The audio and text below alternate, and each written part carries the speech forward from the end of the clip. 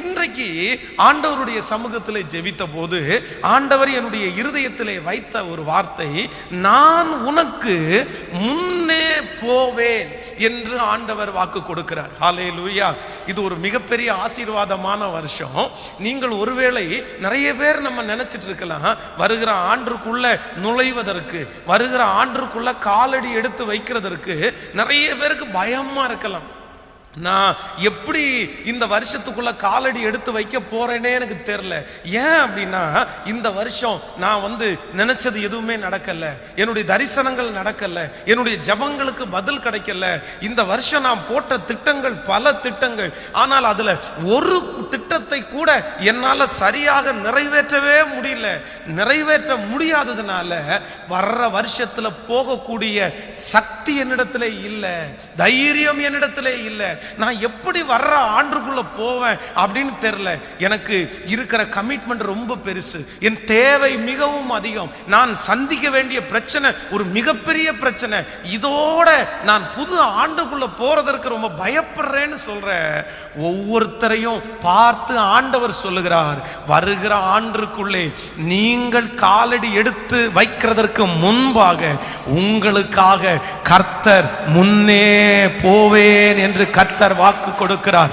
அவர் உங்களுக்கு முன்னே கடந்து போய் கோணலானவைகளை செவ்வையாக்குறார், திறந்த வாசலை உனக்கு முன்பாய் வைக்கிறார், தேவைகளை கர்த்தர் பூர்த்தி செய்கிறார். அவர் உங்களுக்கு முன்னே போவாரே ஆனால் வருகிற 2021 வருஷம் மிகவும் வெற்றி உள்ள ஆசீர்வாதமான ஒரு ஆண்டாய் மாறும் என்கிறதுல எந்த சந்தேகமே இல்லை. ஹல்லேலூயா.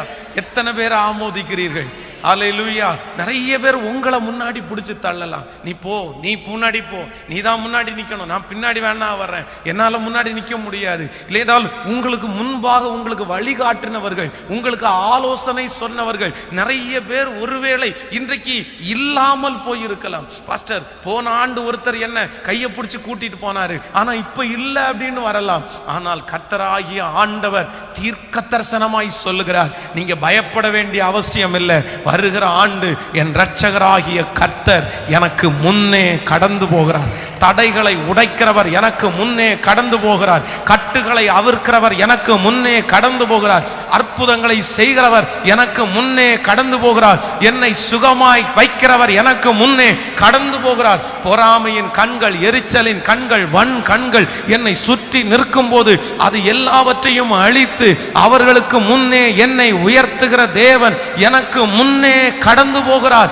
அவர் முன்னே கடந்து போகிறதுனால் நான் பயப்பட வேண்டிய அவசியமே இல்லை. ஹல்லேலூயா. கைகளை உயர்த்தி எல்லாரும் சொல்லுங்க, எனக்கு முன்னே நீர் போகும் ஆண்டவரே. சொல்லுங்க எல்லாரும், ஆண்டவரே 2021 வருஷத்துக்குள்ள நான் நுழைகிறதற்குள்ள, நான் காலடி எடுத்து வைக்கிறதுக்குள்ள எனக்கு முன்னே ஜெபம் பண்ணுங்க, ஜெபம் பண்ணுங்க. அப்படி ஜெபிக்கும் போது ஆண்டவர் இந்த ஜெபத்தை கேட்பாரு, டாடி இந்த ஊழியத்தை நடத்துறதற்கு எனக்கு பலன் வேணும்ல, இந்த ஊழியத்தை நடத்துறதுக்கு வசனம் வேணும்ல, வார்த்தைகள் வேணும்ல, பணம் வேணும்ல ராஜா, இதற்கு எல்லாம் நான் புது வருடத்திற்கு காலடி எடுத்து வைக்கிறதுக்கு முன்னாடி எனக்கு முன்னாடி நீங்க போங்கப்பா. நீங்க போனீங்கன்னா ஊழியத்துல எந்த தடையுமே இருக்காது, எந்த தடையுமே இருக்காது. எனக்கு ஊழியம் செய்வதற்கு ஒரு தடையும் இருக்காது. அதனால் நீங்க கொடுத்த அந்த வார்த்தையை ஆம் என்றும் ஆமேன் என்றும் நம்பி நான் கேட்கிறேன், எனக்கு முன்னாடி நீங்க போங்கப்பா, எனக்கு முன்னாடி கடந்து போங்கப்பா, எனக்கு முன்பாக கடந்து போவீராக. ஹல்லேலூயா.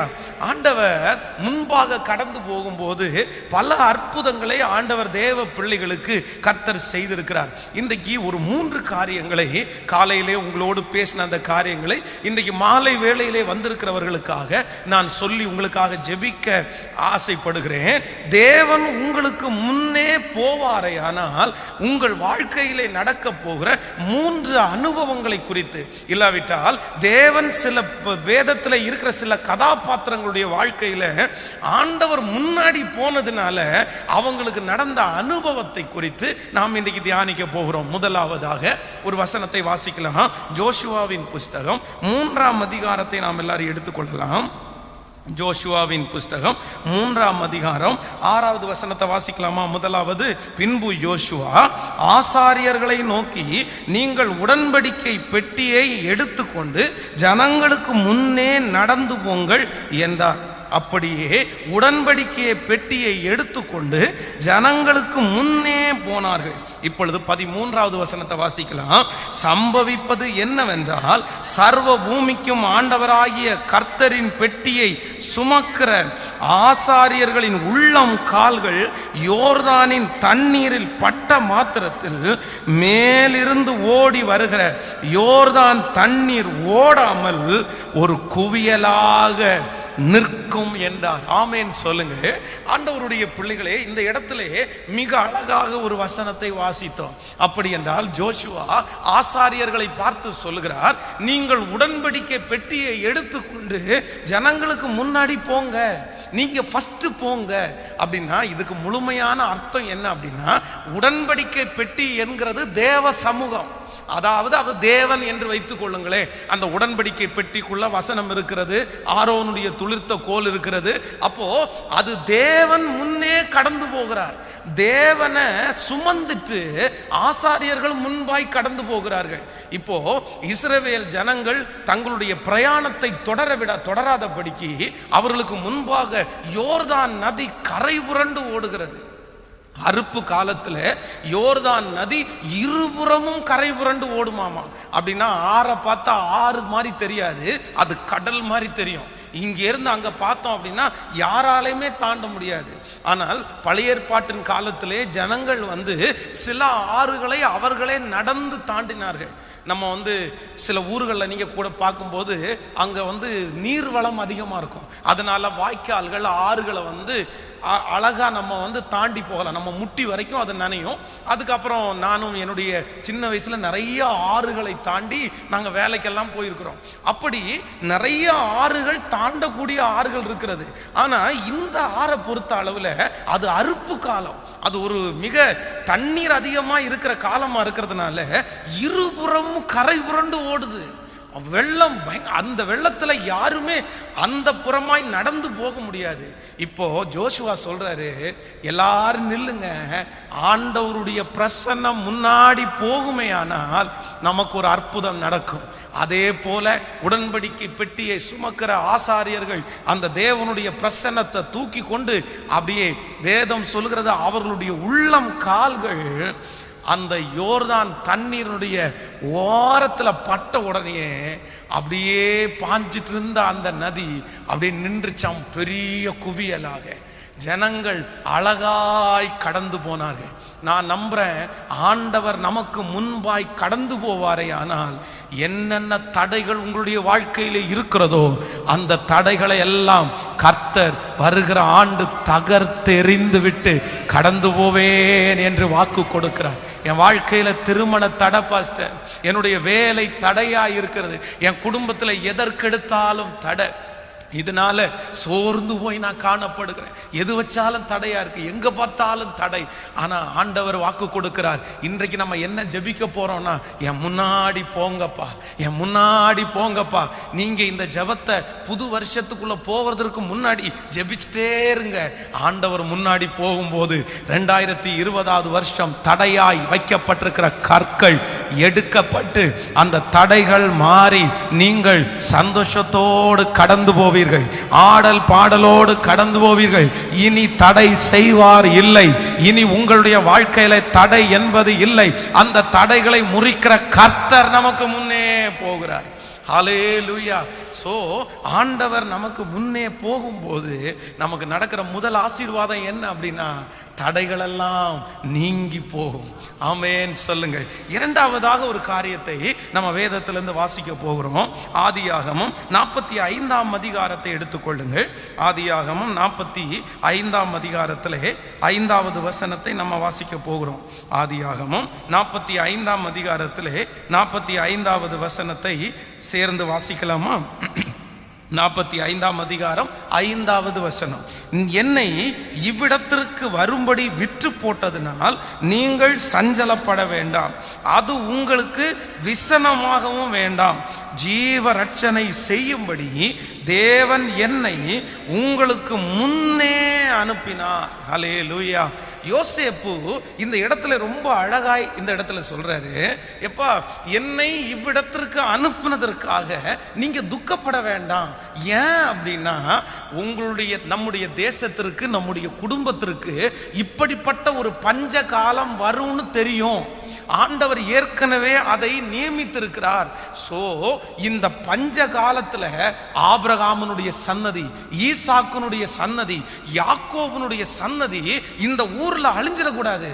கர்த்தர் அவர்களை பாதுகாக்கணும். அதற்காக ஆண்டவர் என்ன பண்ணினார் என்றால், உங்களுக்கு முன்னே என்னை கர்த்தர் அனுப்பினார். ஆமேன் சொல்லுங்க.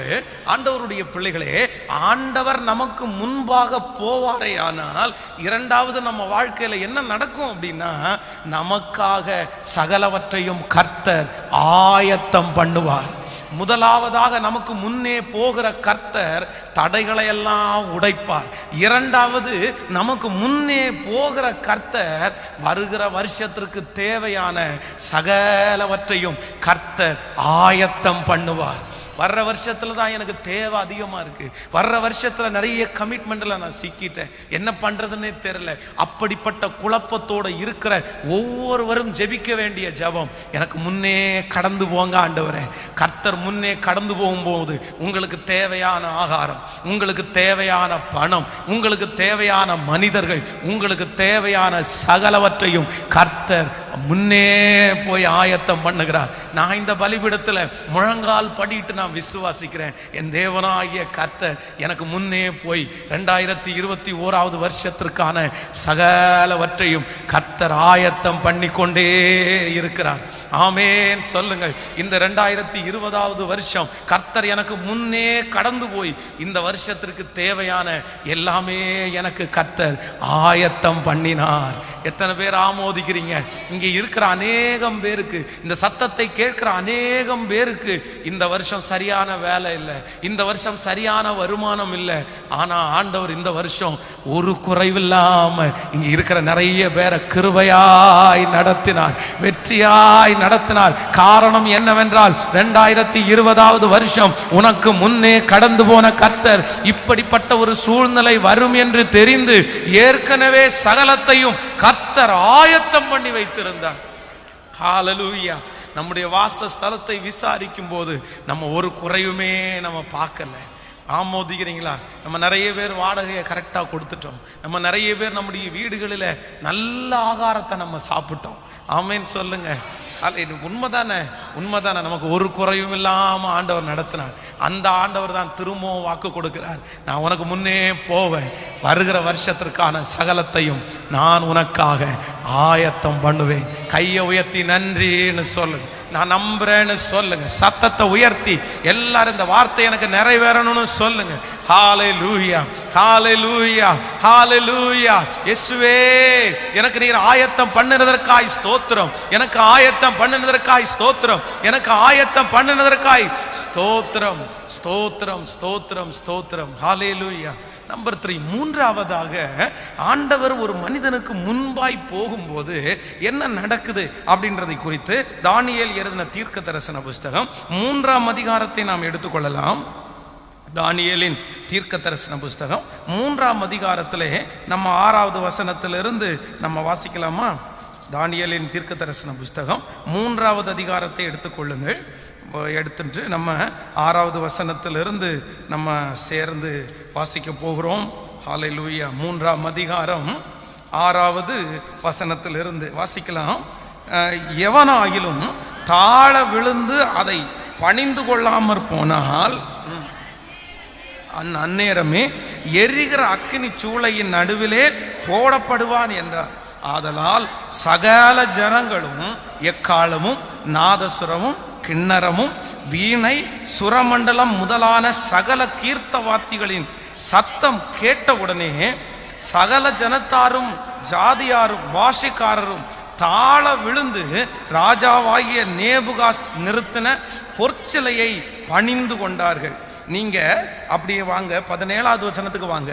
நாங்கள் ஆராதிக்கிற எங்கள் தேவன் எங்களை தப்புவிக்க வல்லவராய் இருக்கிறார்.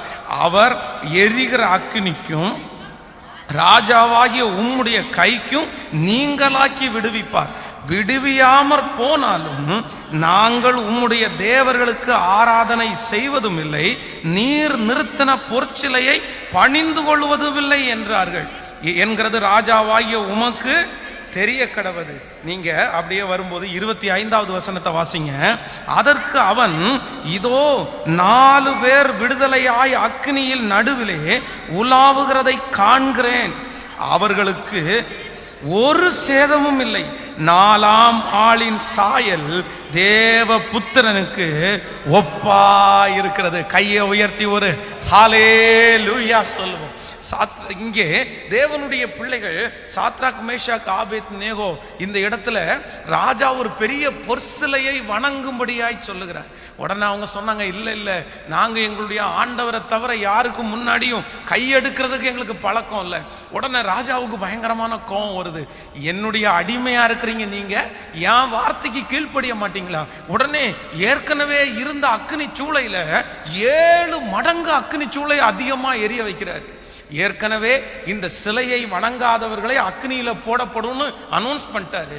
ஆனா இவங்க அப்படி ஒரு வார்த்தையை சொன்ன உடனே அவருக்கு கோபம் வந்து, இல்லப்பா இவனுக்கு இப்படி சூடு போட்டா பத்தாது, இவங்க அந்த அக்னிக்குள்ள விடுறதற்குள்ள சாம்பல் ஆயிரணும் அப்படின்னு 7 மடங்கு அக்னி இப்ப எரியுது.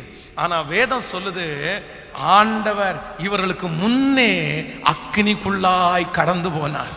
இப்போ அவர்களை தூக்கி உள்ள போடுறாங்க. உள்ள போகும்போது இவங்க போட்டது 3 பேரு, ஆனா அங்க எத்தனை பேர் இருந்தாங்களாமா? 4 பேரு. அந்த 4 பேர்ல ஒருத்தர் தேவ தூதர்களுக்கு சமமாய், நான் சொல்றேன், தேவன் அவர்களோடு அந்த அக்னியிலே அவர்களுக்கு முன்னே கடந்து போனார். கடந்து போய் என்ன நடக்குது அப்படின்னா, அக்னியினுடைய வாசனை கூட அவங்க மேல படல, ஒரு சேதமும் இல்லாமல் கர்த்தர் அவர்களை கிருபையாய் காப்பாற்றினார். நான் நம்புறேன், ஆண்டவர் உங்களுக்கு முன்னே கடந்து போவாரே, ஆனால் மலையை போல இருக்கிற பிரச்சனை சமபூமியாய் மெழுகு போல மாற்றப்படும். கர்த்தர் இன்னைக்கு வாக்கு கொடுக்கிறார், உனக்கு முன்னே நான் கடந்து போகிறேன். 2021வது வருஷத்துல சில சூழ்நிலைகள், சில பிரச்சனைகள் உங்களுக்கு மலையை போல தோன்றலாம், மலையை போல தோன்றலாம். இந்த வருஷத்துல முடிவில் 7 மடங்கு அது ஏற்றப்படுகிறது போல 7 மடங்கு அது பெரிதா இருக்கலாம். 2020வது வருஷம் அது ரொம்ப பெருசாயிருச்சு அப்படின்னு நீங்க சொல்லலாம். ஆனா ஆண்டவர் சொல்றாரு, நான் உனக்கு முன்னே போய் அந்த எரிகிற அக்கினி சூளையை கர்த்தர் அணைத்து, ஹல்லேலூயா, உங்களுடைய முடி கருகி போவதில்லை, ஒன்றும் சேதமடைவதில்லை, உங்களை காக்கும்படியாக உங்கள் தேவனாகிய கர்த்தர் அந்த அக்கினியின் நடுவிலே, அந்த பிரச்சனையின் நடுவிலே 4வது நபராய் கர்த்தர் உலாவி கொண்டிருக்கிறார் என்று நம்புறவர்கள் கரங்களை தட்டி கர்த்தரை மகிமைப்படுத்தலாம். ஹல்லேலூயா. என்னை உண்டாக்கினவர், என்னை சிருஷ்டித்தவர் என் முன்னே நடந்து போகிறார். கர்த்தர் உங்களுக்கு முன்னே போகிறார். ஆமென் சொல்லுங்க. எல்லாரும் ஆண்டுடைய சமூகத்தில் முடிந்தவர்கள் எல்லாரும் முழங்கால் படியிடுகிறவர்கள் அப்படி பட்டுட்டு இருக்கு, மற்றவங்க எழும்பி நிற்க முடிந்தவர்கள் எழும்பி நின்று கொண்டு, ஏசப்பாட்ட இந்த வார்த்தை எனக்கு நிறைவேறுகிறதற்காக நன்றின்னு சொல்லுங்க. எனக்கு இந்த வார்த்தை வேணும்னு சொல்லுங்க. எனக்கு முன்னே நீ கடந்து போங்கப்பா.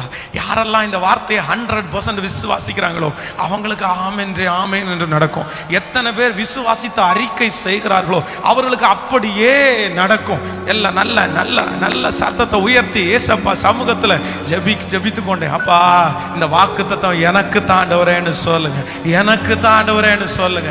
ஹல்லேலூயா. எஸ், எனக்கும் என் பிள்ளைகளுக்கும் உரியது, என் ஜபை ஜனங்களுக்கு உரியது, இந்த சத்தத்தை கேட்கிற ஒவ்வொரு பிள்ளைகளுக்கும் உரியது. ராஜாவே, 2021வது வருஷம் எங்களுக்கு முன்னே கடந்து போ,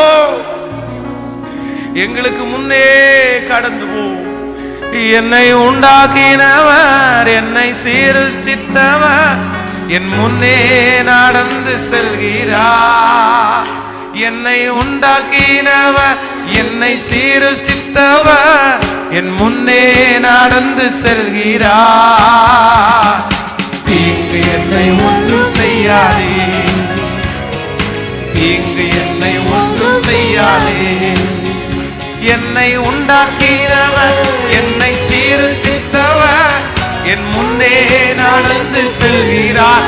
விசுவாசத்தோட அறிக்கை செய்யுங்க. என் முன்னே நடந்து செல்கிறார். தீங்கு என்னை ஒன்றும் செய்யாதே. ஹல்லேலூயா. தீங்கு என்னை ஒன்றும் செய்யாதே. யாக்கோபு என்னும் சேரு பூச்சியே, நீ ஒன்றுக்கும் கலங்கி விடாதே. இஸ்ரவேலின் சிறு கூட்டமே, நீ எதற்கும் பயந்து விடாதே. யாக்கோபு என்னும் சிறு பூச்சியே, நீ ஒன்றுக்கும் கலங்கி விடாதே. இஸ்ரவேலின் சிறு கூட்டமே, நீ எதற்கும் பயந்து விடாதே. அழைத்தவர் கைவிடுவாரோ, தெரிந்தவர் விட்டிடுவாரோ. அழைத்தவர் கைவிடுவாரோ, தெரிந்தவர் விட்டிடுவாரோ. பெயர் சொல்லி பெயர் சொல்லி அழைத்த தேவன், பெயர் சொல்லி அழைத்த தேவன், மகிமை பாடுத்திடுவார், மகிமை பாடுத்திடுவார். இப்ப சொல்லுவோம். உன்னை உண்டாக்கினவர், என்னை சீர்திருத்தவர், உள்ளே நடந்து செல்கிறார். நம்பிக்கையோடு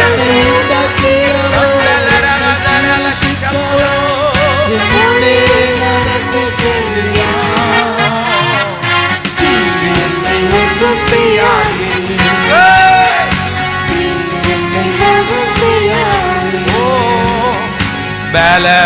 பலவீனனாவதில்லை, சுகவீனம் தொடர்வதில்லை. பலவீனனாவதில்லை, சுகவீனம் தொடர்வதில்லை. சாத்தான் உன்னை அணுகுவதில்லை, சாத்தான் உன்னை அணுகுவதில்லை. சாபம் உன்னை நெருங்குவதில்லை, சாபம் உன்னை நெருங்குவதில்லை. கரங்களை மேல தட்டி சொல்லுங்க. என்னை உண்டாக்கினவர்,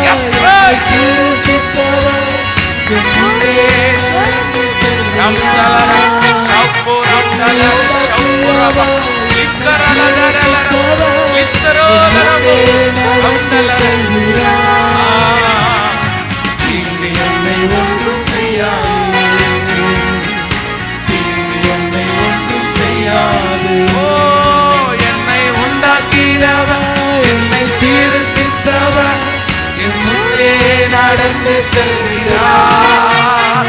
என்னை உண்டாக்கினவர், என் முன்னே நடந்து செல்கிறார்.